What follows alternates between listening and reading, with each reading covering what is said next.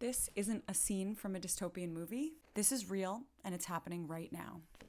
I'm Eliza Orlins, career public defender for 15 years in Manhattan, and we have to talk about the Kilmar Abrego Garcia situation. Because right now, we are witnessing a constitutional crisis in real time. Kilmar Abrego Garcia is a Maryland resident. He's a father, he's a husband, and he was granted protection by a judge.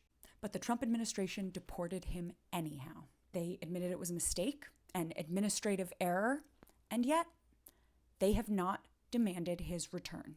Right now, Kilmar Abrego Garcia is being held in one of the most violent, horrific prisons in the entire world. He's being held in a mega prison in El Salvador that has been condemned by the United Nations due to their many human rights violations.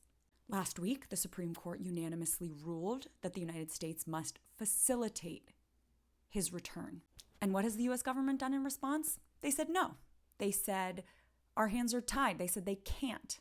They're hiding behind the excuse that Kilmar is no longer in their custody, given that he's being held in El Salvador. And just now, President Trump met with the El Salvadorian President Bukele, and Bukele said, no, I'm not going to return him.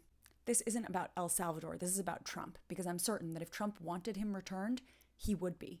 Bukele is doing Trump's bidding, and that is in direct violation of a Supreme Court ruling. This isn't just a crisis. This is the end of checks and balances. This is declaring open season on anyone the Trump administration declares an enemy of the regime. If they can abduct someone and send them to a foreign gulag and then, even upon being ordered to return them, say, oops, sorry, our hands are tied, what does that mean for our Constitution? What does that say to the rest of us? What does that mean for whistleblowers? What does that mean for journalists, lawyers, activists?